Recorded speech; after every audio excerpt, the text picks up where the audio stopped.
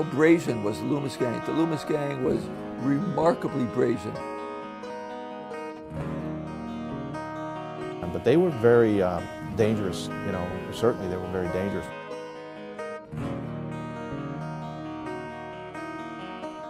You didn't want to take them on. If you took them on, it wasn't going to be good for you. Fear, control. They destroyed a lot of people's lives. And they used the term, you'll burn.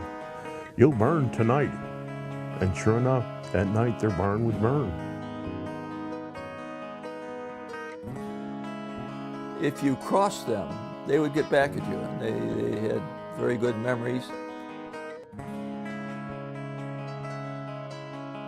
Well, the law obviously couldn't really protect anybody, you know, apparently. They just could pretty much do what they want. They did not try and hide what they were doing, partly because they knew they were untouchable. You know, there's the term virtuoso, being very accomplished at your occupation. Well, they were virtuosos of crime.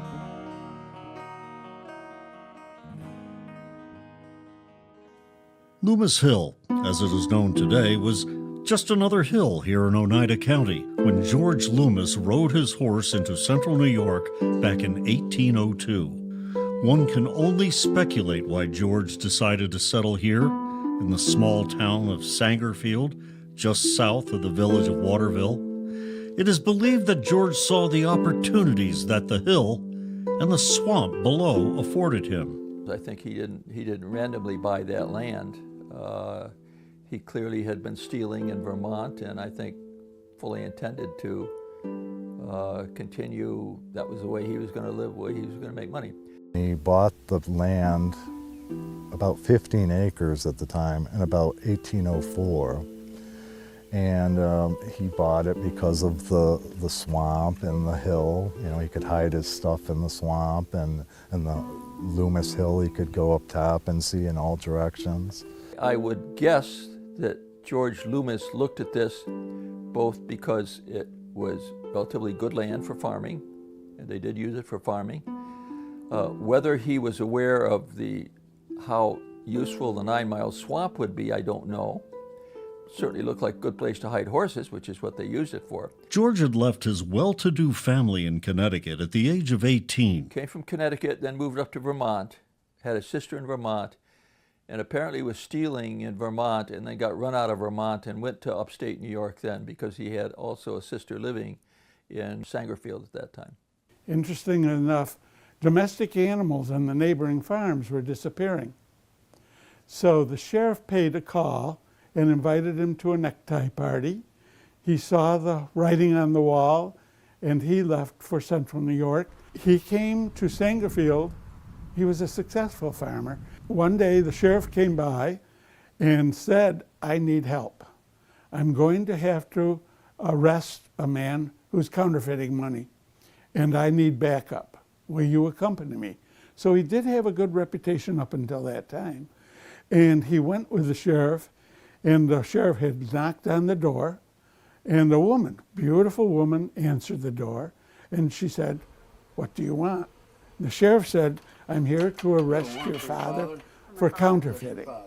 And she went back into the house, and when she came out, she had a shovel in her hand, and she beat the sheriff over the head. Rhoda was really upset that they would come in there and harass her father. So she grabbed a coal scuttle and she started swinging it at the constable, and then she took a couple swings at George, and George said, "Right there, that's the woman I want to marry." George Washington Loomis said, "Hey, if she'd do that for her father, think of what she'd do for her husband." George and Rhoda were married. The first house was situated here on the hill, which gave them the vantage point of the swamp and neighboring farms and homes throughout the valley below. A vantage point they knew would be necessary so they could be forewarned of approaching law enforcement that would be calling on them as their criminal activities increased. They had 12 children, 10 of which lived. The first one and the 12th one were both girls named Harriet. They both died at age 2. There were 10 survivors, 6 of them male, 4 of them female. And some of the girls, they went off and married. One of the, Clarissa married a doctor in Sangerfield. Others moved to Utica, married. One moved to New York City, married. The oldest son, Bill, was not really a leader, but worked closely with Grove and with Wash on it. But it was the second son, Wash, who was then named after his father. He was the real leader of that family. Very bright. I suspect he's someone who, if he hadn't grown up in that family, would have done very well and probably accomplished a lot. Then under him was Grove, who was the horse expert and who apparently inherited a lot of his interest in horses from his father. Very good eye for good horses and able to pick out the good horses to steal and then resell it. Wheeler kind of sat in the middle, and he sometimes sided with the older brothers and sometimes sided with the mother and the younger brothers. The fact that he finally had to leave the country because he raped a mentally disabled young 14-year-old tells you about all you need to know about him. And then comes Plum and Danilo, who were really much younger. I'm a descendant of Amos Plum, probably one of the worst ones, especially in the books. In 1825, the road, known as the Oxford Turnpike, was relocated to the bottom of the hill. Rhoda and George took this opportunity to build a larger house for their growing family, one that Rhoda felt would be more proper for a family of their social standing. Then when they moved that road down to here, that's when Rhoda especially wanted to build a mansion that was right for what they thought they were in society. But the house would also serve another purpose. I guess they started it in 1823, which is about when Wash was born in 1823, and then in 1825 is when Grove was born. So that right about then is when they moved down the hill. And it was a big house for the time. Apparently it was about 50 feet by 50 feet, 3 stories tall, with a big kitchen off the back and a wood room off the back. So that's a pretty big house for 1825 in this area. From what the old timers who have been in the area forever, when the old foundation was here, kind of right in the middle of this little area right here. And of course this driveway wasn't here at the time. It was probably just like an old wagon path or cow path. But supposedly the main part of the building was right there. And at the other side of the driveway, you can see that little group of trees right there, the foundation of the barn. I don't know if you can see that, but there's a foundation right there. So this is like the complex of buildings is right in here. And in the house they had, floorboards that could be lifted up, and they hid their loot in there, walls that could be removed and hidden in there. Up in the attic was a popular place and to be hidden. The house is described as having a lot of hidden compartments on it, false floors and things like that. Presumably that was all built at the time when they put it in. Could have been added later on, but he was setting himself up to be a major businessman, as he considered himself.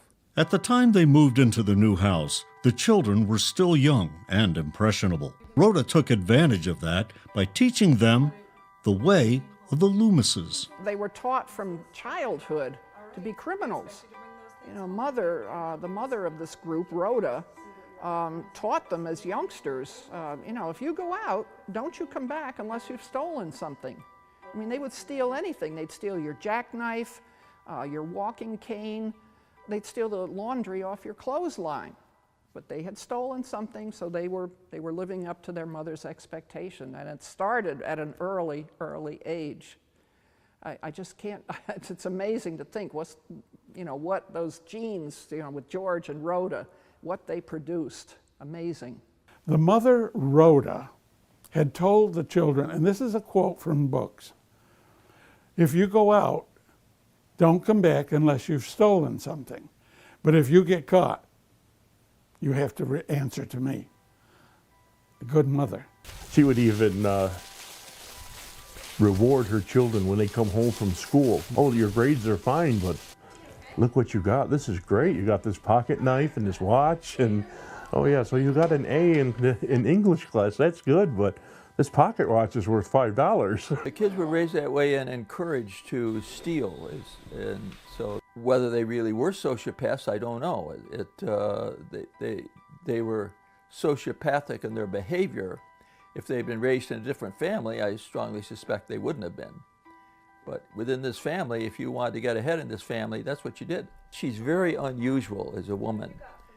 For a woman to teach her children to be dishonest, to steal, it doesn't happen very often. Especially from a woman who is relatively well off. While Rhoda taught the kids the art of thieving, George schooled them on the importance of the swamp for their criminal activities. He taught his kids, you know, the swamp and how to get through the swamp, and, you know, very few people knew anything about the swamp. It was just this forbidden area. There were stories about quicksand, and you'd get lost in there and never be able to get out if you didn't know. Even to today, it's very rustic down there. I mean, you get yourself in trouble pretty quick down in there. It can be pretty eerie in there. Because I mean, other than the traffic that you can hear from the neighboring 12 and some of the other roads, but it's still a little distance off. I mean, you can hear that, but you're very alone out there. The 9 Mile Swamp actually played a large part in all of this because that's where they kept a lot of their animals and stolen goods. Well, the swamp was very important because horses were really their main livelihood for at least in the early years. They were making a lot of money by stealing horses, and you can't put them all out in your pasture. They're too obvious. Put them down in the 9 Mile Swamp and you could hide a lot of horses down there. George and Rhoda would run the gang on a regional basis for years. It wasn't until the return of the second son, Wash, and after the death of the father, that the gang would swell to close to 200 members and become notorious for spreading fear throughout New York State and beyond. Wash Loomis had come back from California. He had been brought up on charges from stealing something, so he took off to California for the gold rush. And then his father, you know, was not well. He came back and caused quite a stir in town because most people thought he had been killed in a gunfight out in California. And that's when the one Loomis gang, or the Loomis family, turned into a gang. Yeah, George Sr. died in 1851, and Rhoda became the matriarch of the family. But I believe that Wash was really the brains of the operation.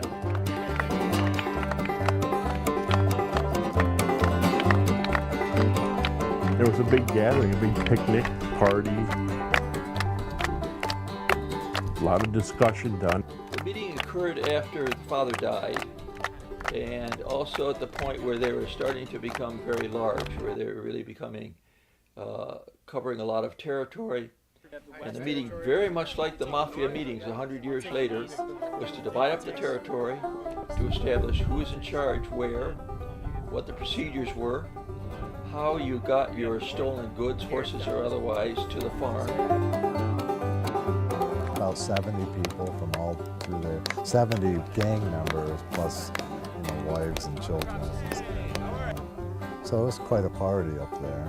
And that was the point that Wash basically started to get the organization going and expanded out.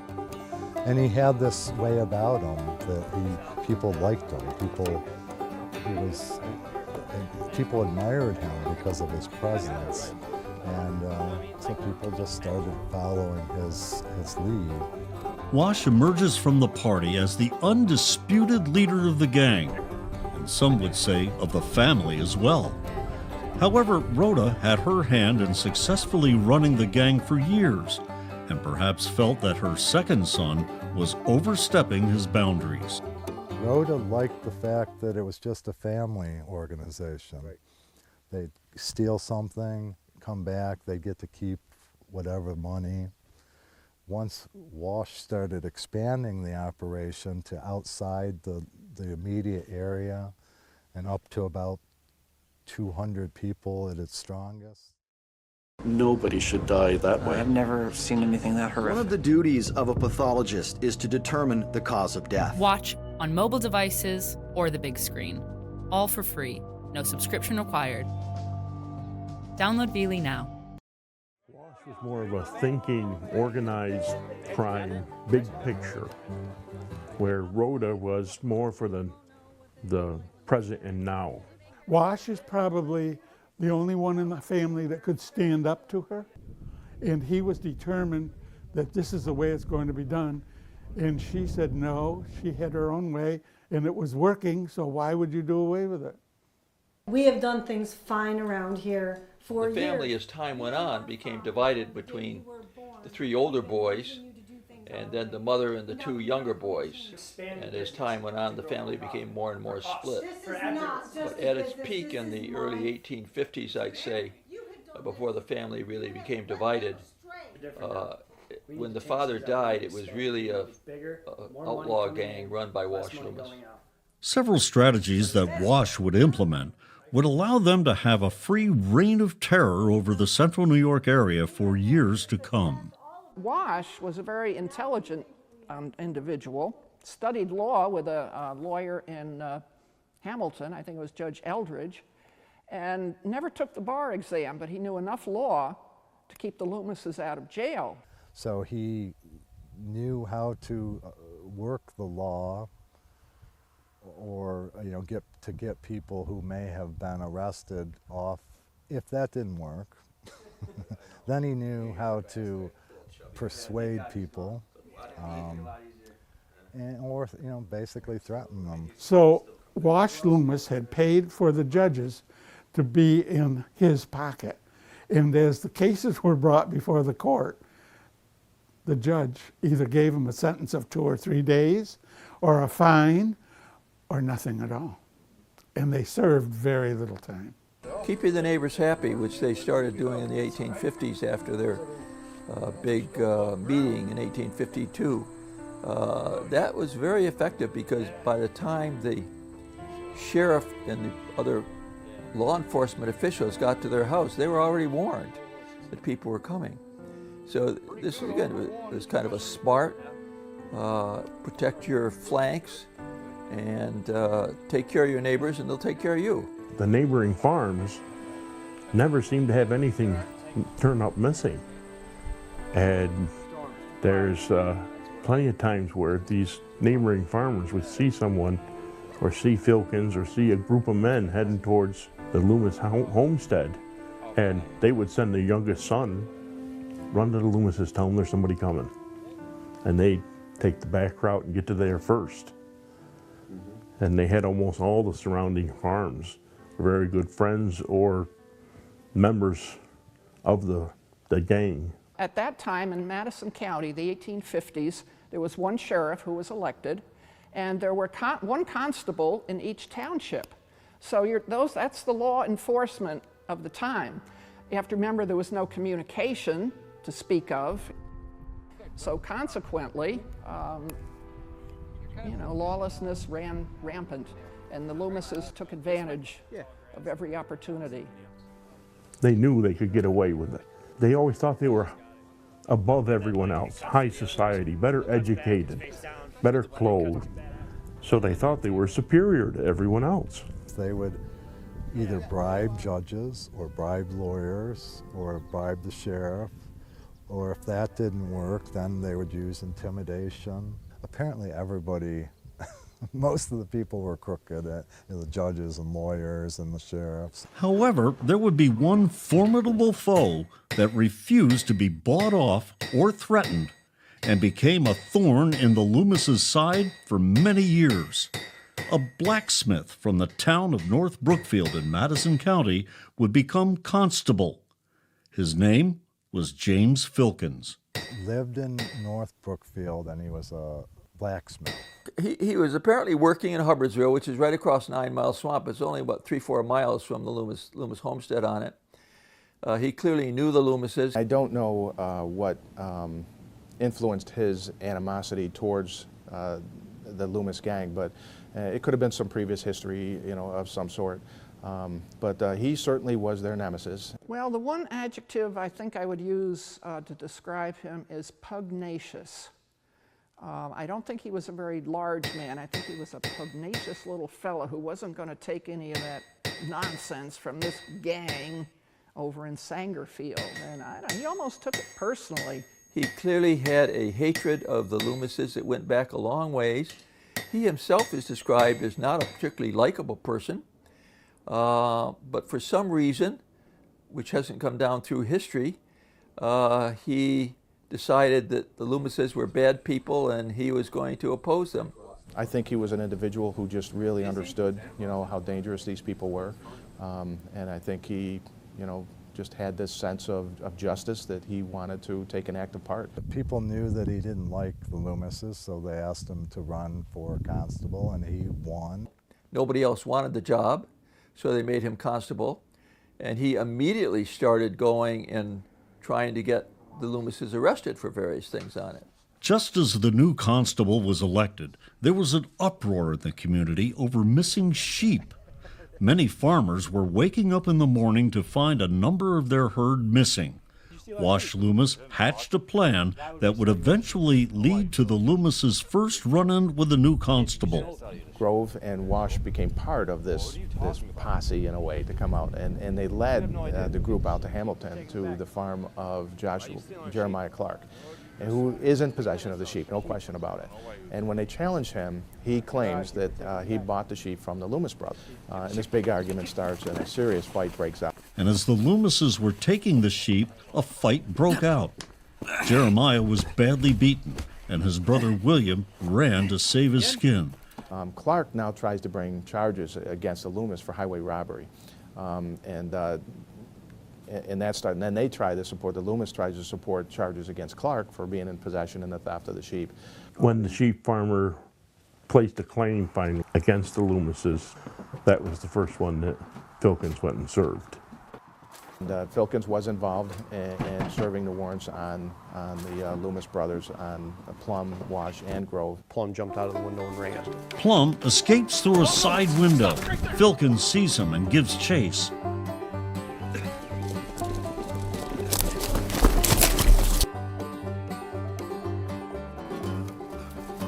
Filkins catches him before he reaches the swamp.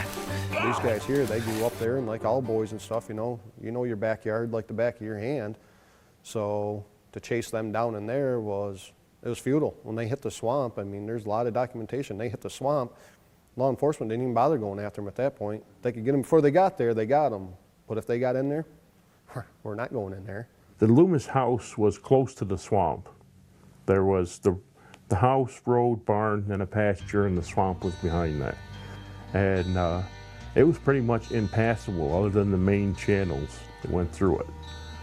And the Loomises would often, in order to get away from Filkins or whoever was chasing them, that's the first place they would head, is right down to the swamp.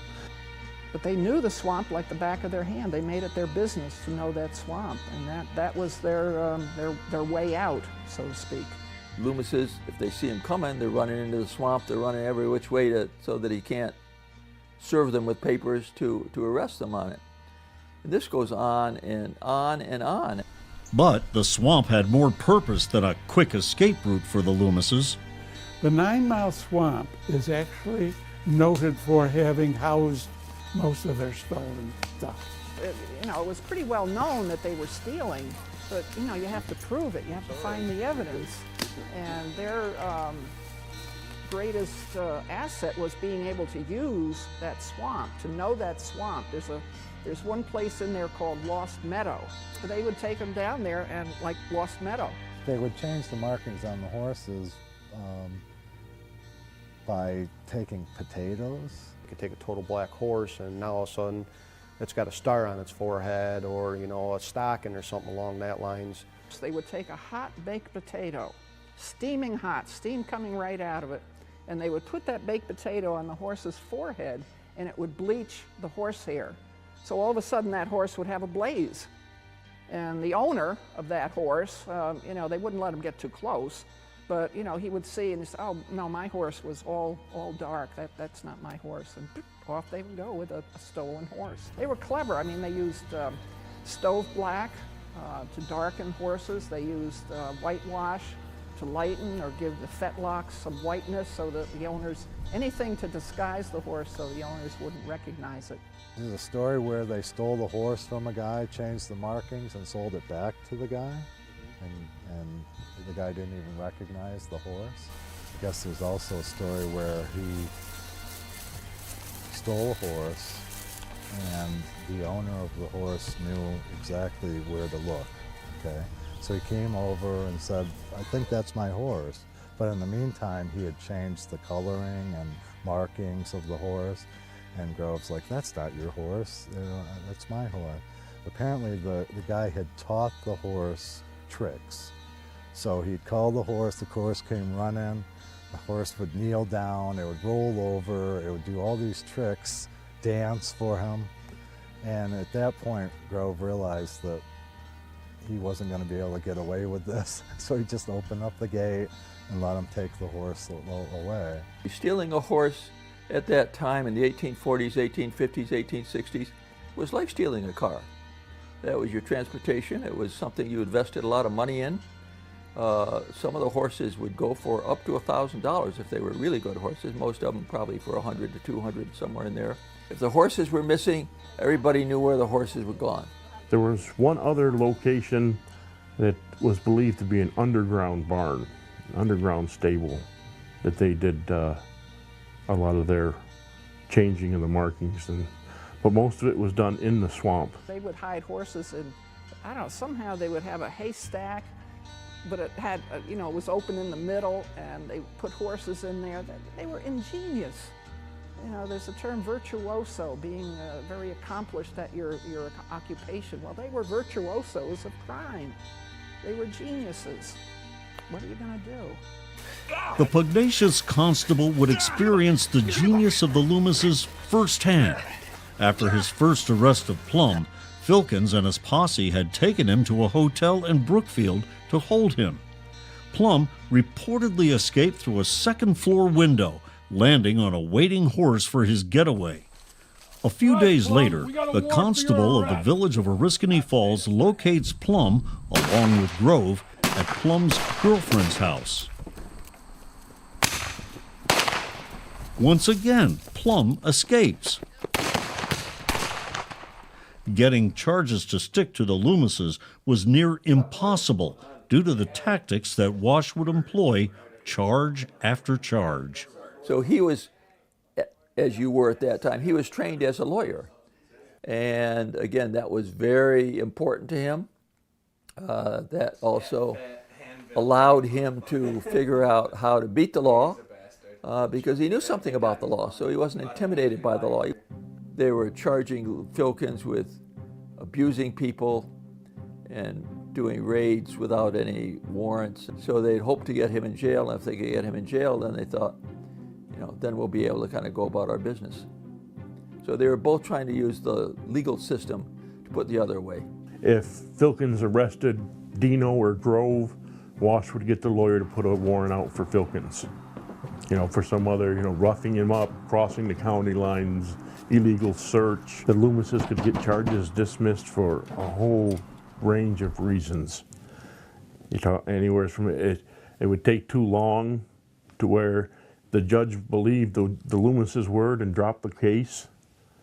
And that was one case when he caught Wash with a stolen horse, red-handed, caught him with it, and went back to the judge 6 months later and said, well, what's going on with this case? Filkins did. And the judge said, I dismissed it for lack of evidence, and I believe Mr. Loomis. Filkins was furious. He would haul them away, and they'd get to jail, and they might be in there for a couple days, maybe a week, and then something happened. They lost the indictments, or somebody who was supposedly filing charges decided that they weren't going to file charges anymore, stuff like that. So they all had a way of working around it. So time and time and time again, they would be hauled off to jail, and then they'd be back. Filkins embarks on a campaign that is designed to be an irritant and at the same time hit the Loomises where it would hurt the most, in the pocketbook. If he did 50 warrants and he only got, say, for argument's sake, 5 of them that they were actually indicted on, because, every one of them did jail time at one time or another. The money that it costs for lawyers and getting them out for bonds. So I think part of his dealing with that was just to kind of hit him in the pocketbook, and if your pockets aren't real deep, or if the well starts to go dry, then you start doing other things and you can start making mistakes. They're a thorn in my side, so I'm going to swing at these guys every chance I get, even if I know it's not going to stand up. Well, if I yank you out of bed at 1 o'clock in the morning, throw you in handcuffs and drag you down to the courthouse, and it's just at the least it's a mild inconvenience. This became kind of his full-time job, was just to try and get on top of the Loomis Gang. I don't know if they did anything else, because it looked like a full-time job to me. But he was very dedicated to this. This is a man who did not give up. And he took the fight to them. He did numerous raids on the Loomis family, and they were confrontational. To be able to take the fight into someone else's territory, I mean, you had to be very confident and bold, and he certainly was. Filkins was showing up every 2 or 3 days with a new search warrant. And he wanted to keep them so busy trying to defend themselves in court that they wouldn't have time to do stealing. Filkins' constant visits to the farm were met with frustrations, as well as some humor. He was never quite sure what kind of what kind of reception he was going to get. They might invite him in for a drink, or they might try and shoot him. And they did both. Good afternoon, Constable. There's a few times that Rhoda responded to Filkins when he came knocking on the door. I have a warrant for Wash. And she would respond to him, is it your weekly visit? Are you coming for dinner? The last thing Rhoda wanted was for Filkins to stay for dinner. She also felt the same about the new breed of criminal element that Wash was recruiting. Bill Alvord, he was also regarded as one of the worst in terms of being dishonest on it. He was involved in some of the shooting incidents later on of Filkins on it. Some of these people like Alvord they became involved with, they would have been criminals in any society on it. And this always bothered Rhoda, because she considered herself very high class, but they were having to hang out and eat dinner with these, with the scum. These were the people who they could do business with, but certainly people like Rhoda Loomis considered herself above that. A lot of these people were not necessarily people that Rhoda Loomis approved of. They started hanging out around the farm. They started staying overnight. They started staying in the house.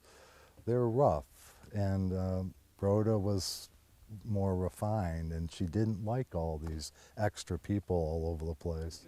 She also took issue with the women her boys were bringing into her house.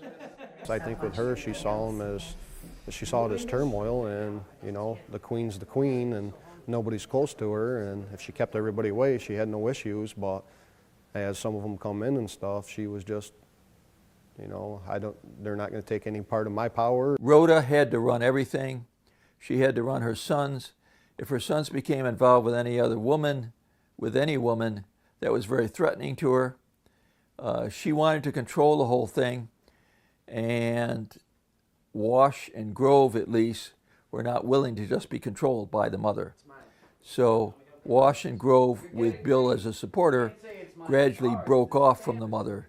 As Rhoda was having to deal with the unwanted changes to the gang, and with a growing divide between her and the older boys, one thing her and the rest agreed upon: something had to be done about that constable from Hubbardsville. Rhoda was like, let's put an end to, you know, this, any Filkins or anybody else that's giving us problems, because we need to go on making money. Make sure things got done her way. It was her way or the highway. She didn't care about who got hurt. She was a very self-centered, manipulative, but very effective woman. Of course she would. She's not somebody you'd want to run into. She was tough. A lot of people look at this and say, you know, Filkins had it out for him, but the Lumises had it out for Filkins too. I mean, they tried in every which way they could to destroy him. They didn't treat him very kindly. I guess there was a mutual, it wasn't a mutual admiration society. They apparently hated each other. They tried, you know, confronting him, saying, you know, leave us alone, don't ever come on our land. And Filkins just paid no attention to it. And that's when they decided they had to get a little bit more violent with him, do away with him. Once again, the Lumises reverted to a tactic they had been using for years. They got a warrant for the arrest of Filkins from a judge in Higginsville, which is 25 miles from the Loomis homestead. Denio came to Filkins' blacksmith shop armed with an arrest warrant. Needless to say, Filkins knew that the Higginsville judge was one of the many bribed by the Lumises, and that it was the current village that Brother Bill lived in. At first, he argues that there is no reason to go so far to answer for the charges.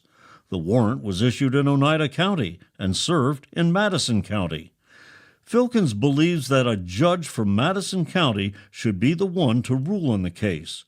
When Bill Wash and Plum arrive with some men of the Constable's known posse members chained together in the back of a wagon, Filkins goes peacefully after Wash agrees to take him in front of a local judge in the town of Madison.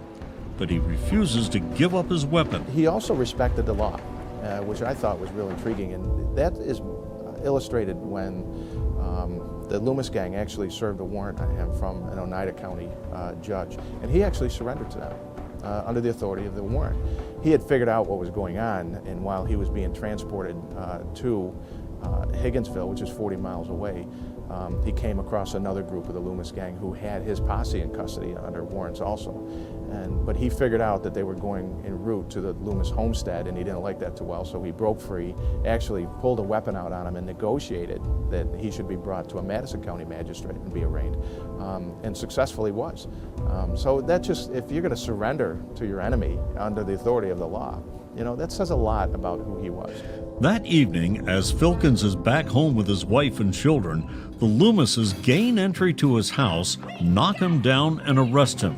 They executed the Oneida warrant anyway. They raided his home, took him into custody, and I think they wanted to get him out there in custody. Then they could have done things, strategies to prolong the arraignment, prolong the trials or wherever, just to kind of get him out of the way. The next day, he is taken in front of the Lumises' friendly judge and assigned to an unsympathetic lawyer. Just as the judge is about to hand down his sentence, a group of men from Filkins' hometown burst in the room with guns drawn and demand the release of their constable. They had heard about the incident and had ridden all night to arrive there in the nick of time. The judge set bail, and it was paid immediately. Filkins was released. The threats and physical attacks have no effect on Filkins' spirit. He continues to harass the Lumises as they continue to terrorize the region. I think he was an individual who just really understood, you know, how dangerous these people were. But part of what made them so dangerous is just the intimidation. They understood how to do intimidation, you know, against others, and the arsons were a good example of that. They would burn barns and things like that. I mean, you burn somebody's barn down. I mean, your barn is really your livelihood. You know, a person might claim that the Lumises stole 2 of their cows. They would file a complaint. The next night, their barn would burn. He lost all his crops, and depending on whether he got his livestock out, he could have lost everything. You know, if they got in a conversation or even in an argument with someone, and they used the term, "You'll burn." I think a lot of people realize that if you messed with them, your whole life's work would be up in flame. They used to say, "You're going to burn for this." That is how people made a living. That's frightening. They destroyed a lot of people's lives. The Loomis Gang was remarkably brazen, even for the period of time they were.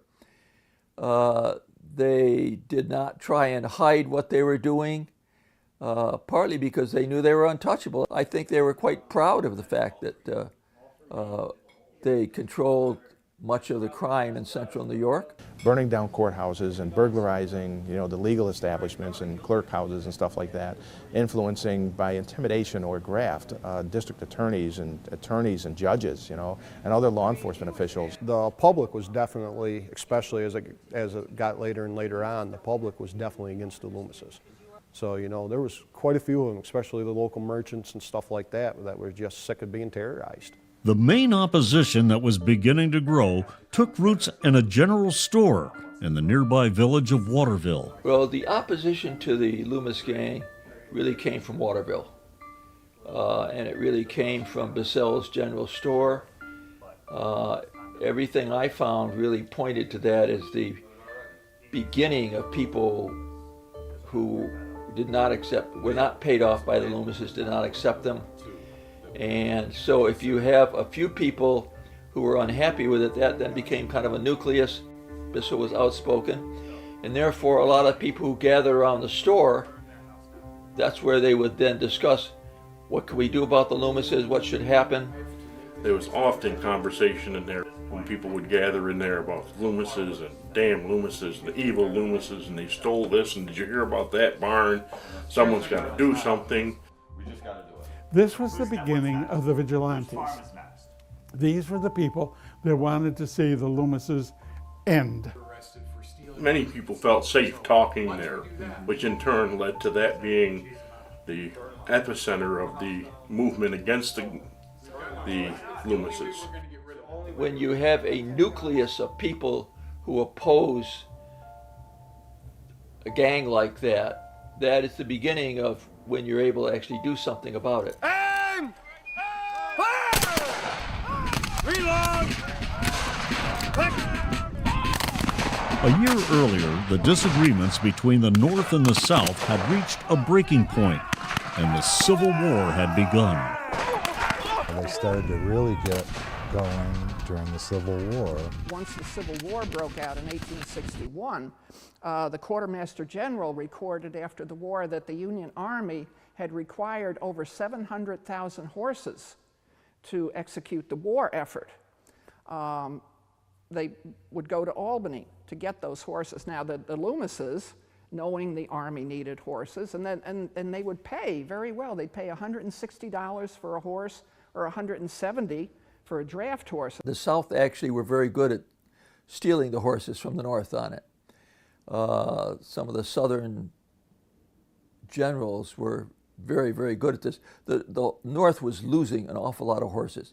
So given the market for it, I suspect that they were making money hand over fist during the Civil War in a way even better than before the Civil War, because the market was so, it was a real seller's market. The canal was very important. Bill, the eldest, had married a woman and lived up in Higginsville on it. I drove around that area. I could still find evidence of the side cut canal up there.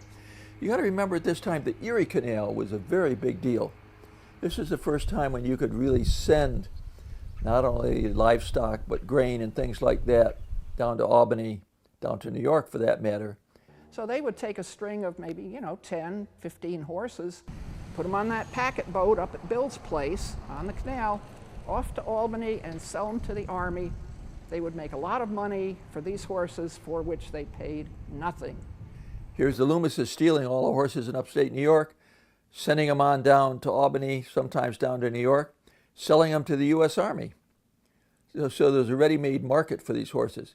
And much of that was through Higginsville, through Bill's farm in Higginsville. Back in Madison County, the bribery and influences of the Loomises was about to help score a victory they had long been working towards for years. They actually helped defeat Filkins in the village of North Brookfield. He was up for a re-election for Constable.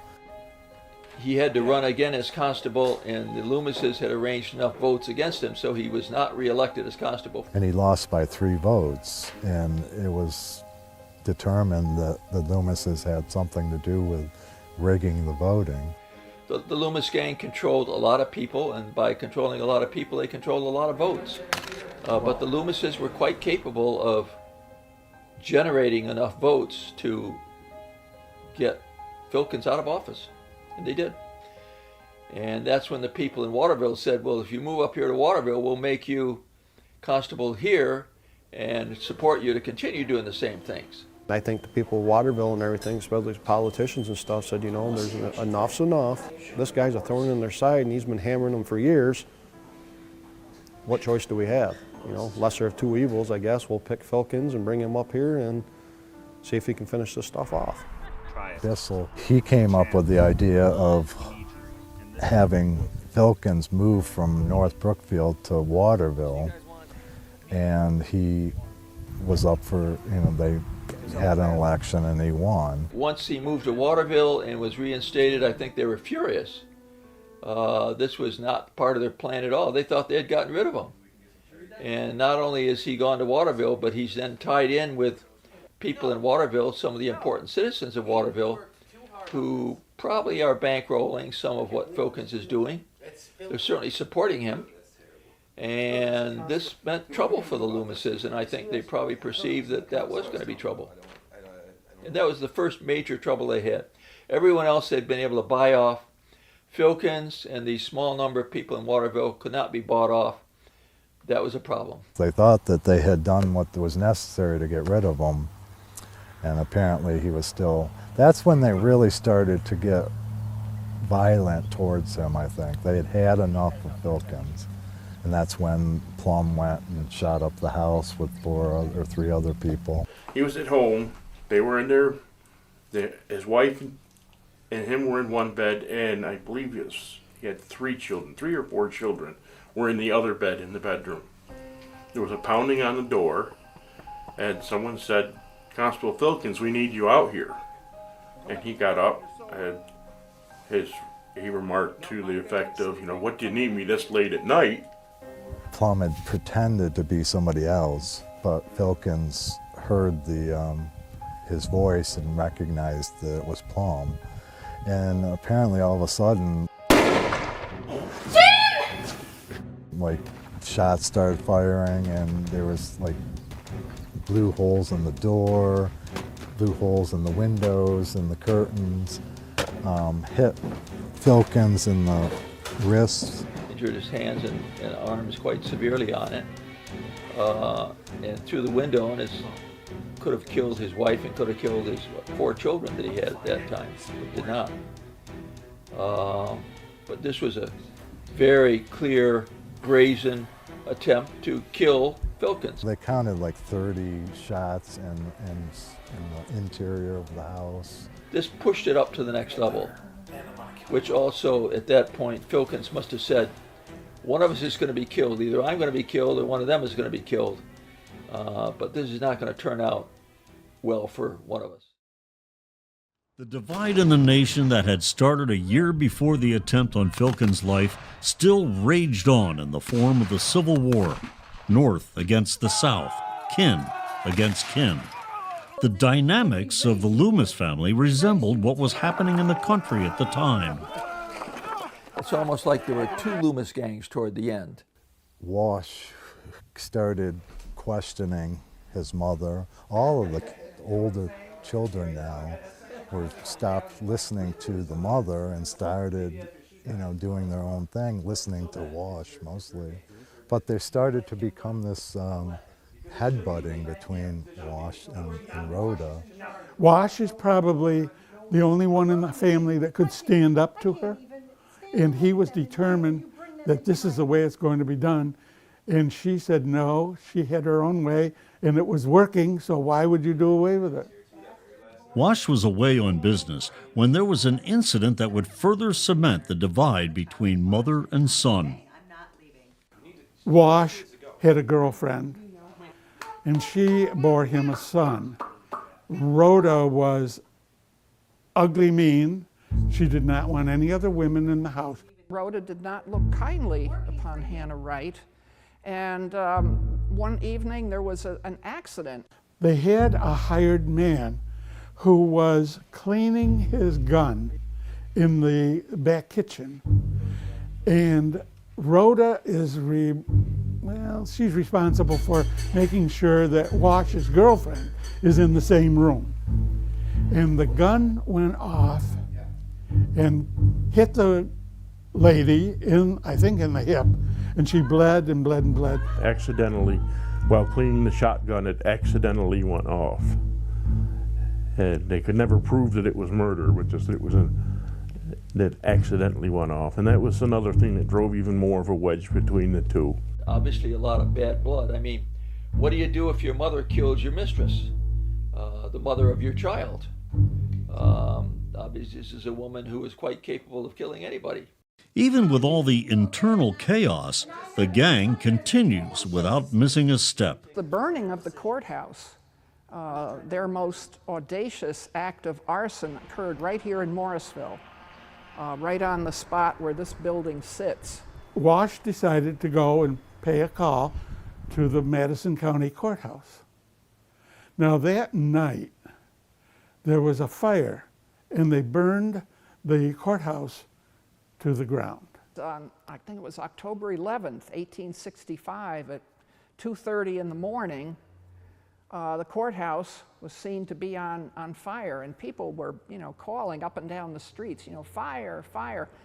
Citizens with their buckets, their leather buckets, would come, and there was a fountain out front, 30 feet across, 7 feet deep, and it was for fire protection. And the folks, they would get their leather buckets, or whatever buckets they had, and they formed a bucket brigade, and they were trying to put out this fire. The hand pumper, okay, they rang the bell, and all the people responded, all the men, because they had to put this fire out. And as they were pumping, Wash joined in. And the men started pumping the brakes on either side, and pumping, and nothing came out, because it seems that the hoses had been cut. So nothing was going to come out of those hoses. And consequently, the building burned down. It burned to the ground. And who was in the crowd helping to put out the fire but Wash Loomis? The sheriff talked to Wash Loomis. And he probably said to him, well, Wash, what are you doing here at 3 o'clock in the morning in Morrisville? And Wash probably said, well, I'm here on business. And that was kind of one of those deals, you kind of thumbing your nose at everybody. Yep, I'm here to help, but. And it's amazing, but it said that there were some indictments pending against the Loomis boys.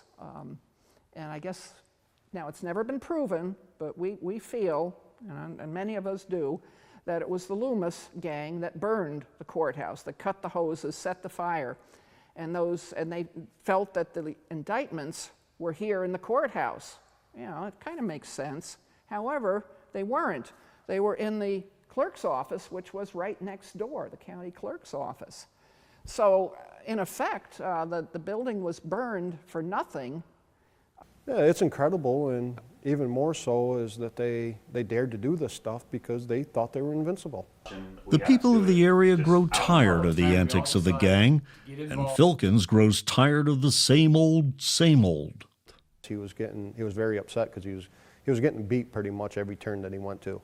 Yeah, he'd get them on a couple charges here and there, but between their lawyers and having different people in their pocket in the right places, they were able to run roughshod over everybody. And I mean, if I put myself in Filkins' shoes, I'd probably, especially as a law enforcement officer, it'd probably stick in my craw a little bit pretty hard too, Come to a point where Filkins had gotten so frustrated with the law that the law was above them, that they couldn't do very much legally against the Loomises. His hatred after a while got to a point, especially after them trying to kill him and everything, to where he said, you want to know what?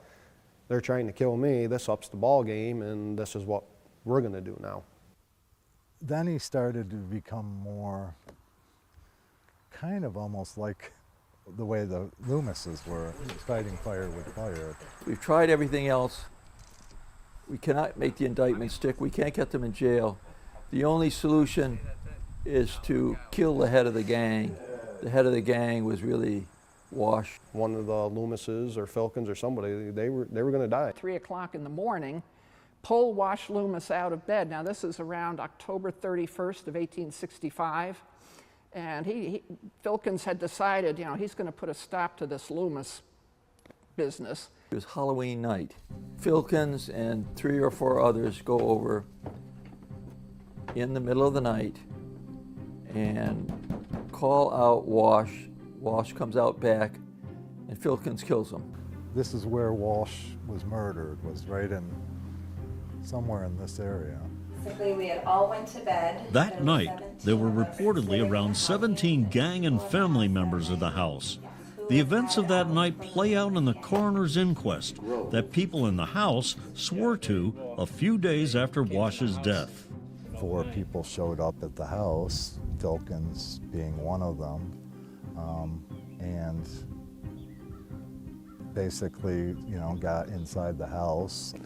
They got to the staircase and yelled, "Who's up there?" And of course, some other men that weren't part of the family but were part of the gang. They identified themselves, and he says, "I want Wash Loomis."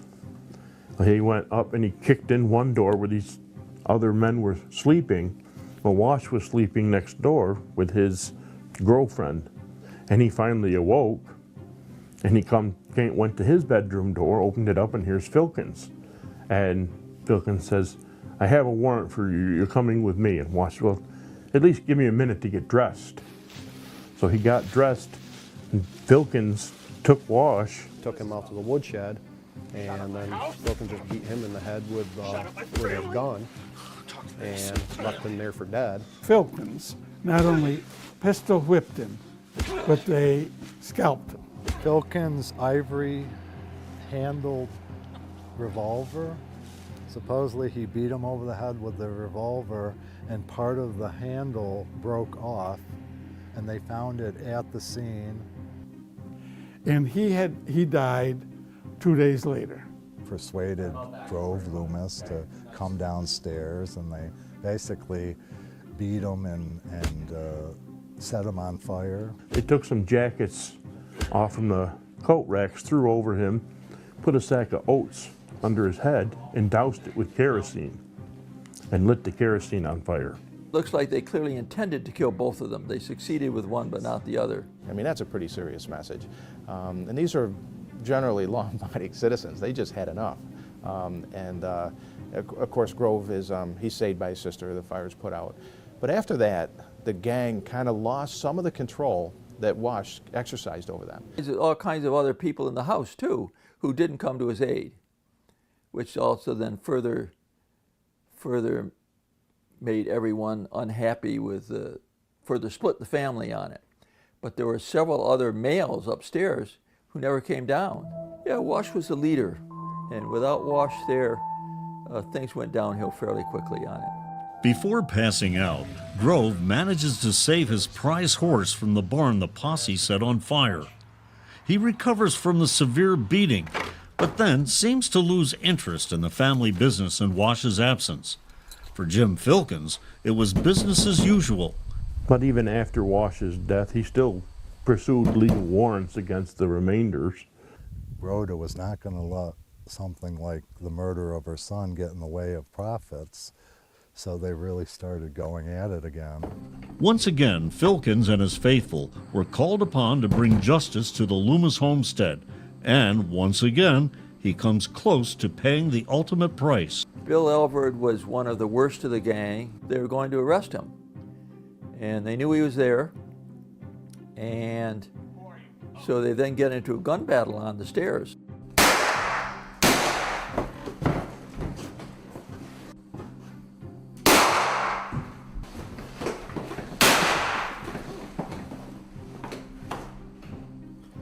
But again, either they're not very good shots, or because nobody's killed, or their guns weren't very good.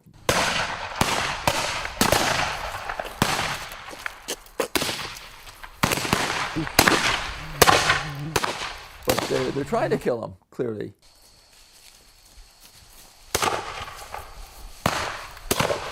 Filkins was shot a couple of times. And then Alvord is injured and is alleged, at least in the story, to be dressed as a woman and driven away by, I think, Danilo or Plum to get him out of town. Company, ready! The war that divided the nation had ended. The local boys returned from the battlefields with a whole new perspective of the world. The Civil War ended, and all those veterans came home from the war and saw that the Loomises were making money hand over fist, illegally, and they're off trying to save the Union. And the veterans did not look kindly upon this activity. They had all been through war. They'd seen killing, seen deaths, even seen deserters, I imagine, shot or hung. They became very rich during the Civil War when everybody else was off fighting. All the local men and boys were off fighting. The Loomises, who had 6 or 7 men of fighting age, weren't doing anything for the war effort except making money. And so that didn't really make a lot of people happy. They were sheltering deserters. And sheltering deserters was, especially if your sons were being killed, that was considered to be about the worst thing you could do. They had a lot of deserters that they would hide in the rooms that were hidden inside their houses and stuff, and a lot of them, I believe, were just going from there up through and getting up into Canada where they couldn't have charges pressed against them and stuff, so that was kind of their safe haven. So it was a combination of the fact that the Loomis sons did not fight, they harbored deserters, which was just a terrible thing to do, and you had young men coming back to Waterville, Sangerfield, who had fought in the war, who said, wait a minute, we don't have to put up with this. There's things we can do. We know there's other ways to deal with this problem. And let's go and do it. The California solution had come from California, where you just take the law into your own hands and you hang the people or run them out of town or whatever you need to do. That's when the local Civil War veterans from Waterville, Madison, and Hamilton, probably some from Brookfield, all converged on the farm. And they were about ready to burn the whole place with the Loomises in the house. And apparently somebody thought that wasn't really a good idea. They organized a posse of, I don't know, 150, 175 men, many of them veterans, went over to Sangerfield and they burned out the homestead. Interesting notes was Rhoda and her daughter and the ones that were the Loomis family that was there, they were running in the front door and bringing out casks of maple syrup and jugs of whiskey and pieces of furniture and pictures. And when they would go back in, this lynch mob would grab that stuff, take it around the side of the house and throw it back in the window. Amos Plum, my great-grandfather, part of the gang, and the Vigilantes came. And there was a tree in the front yard, and they were determined to string them up. They wanted information. They didn't care how they got it, of who burnt the hotel, who was the ones that went after Filkins to kill, and a bunch of other things. And that's when they took Plum and they strung him up the tree on his tippy toes a couple different times to get him to talk. They took Plum and hung him until he was unconscious, and they revived him and hung him a second time. He was hung 3 times and let down until he was perfectly senseless. Tongue would swell, his face would turn purple, they'd drop him, throw water on him, and, you know, tell us what you've done. Finally, he just couldn't take it anymore, and they lowered him down, and he said, okay, please don't hang me again. I guess after the 3rd time was when he basically was telling everybody what had happened to local, who had broken into this place or who had stolen that. Then in the end, the house was fully engulfed in flames. There was nothing left outside but the one trunk of clothes. The barn was burning, and that was basically the end of the Loomis family. And they were told, you have 3 weeks to get out of town. Shortly after the burning of the Loomis homestead, Filkins goes on trial for the killing of Wash Loomis. Roscoe Conklin returns from Washington, D.C., where he was a member of the Senate to represent Filkins. He had it put off a couple of times because it was conflicting with his schedule in Washington. But he came back specifically to try and get Filkins freed. Trial for Filkins, I mean, the evidence was overwhelming against him. And what Conkling did was got Filkins released on a technicality that the original indictment was illegal, and got members of the grand jury to say that if they'd known X, Y, or Z, they would not have voted to indict on it. So once you established that the indictment was illegal, then Filkins had to be released. So Filkins was not found not guilty. Filkins was never tried. The only thing that was tried really was the legitimacy of the indictment. And again, this is the kind of clever thing that Conkling was very good at. Everybody knew that Filkins did this. There was nobody who doubted that at all. But if they could get him off on this technicality, and of course then it was never brought again, basically they got him freed. As much as he was set by the law, when it was all said and done, he was just as barbaric as they were in the way that he ended it. You know, I think if he hadn't have been put up on murder charges, he may have been come across as a more, in the area, more of a hero. You know, he did what he thought was necessary, I guess, at the end. And I think if I remember correctly, his grave is on the side of the cemetery facing the Loomis property. Whether that was intentional or not, I don't know. But symbolically, it certainly is a nice kind of coda to the whole thing. That even today, Filkins is sitting there watching the Loomises.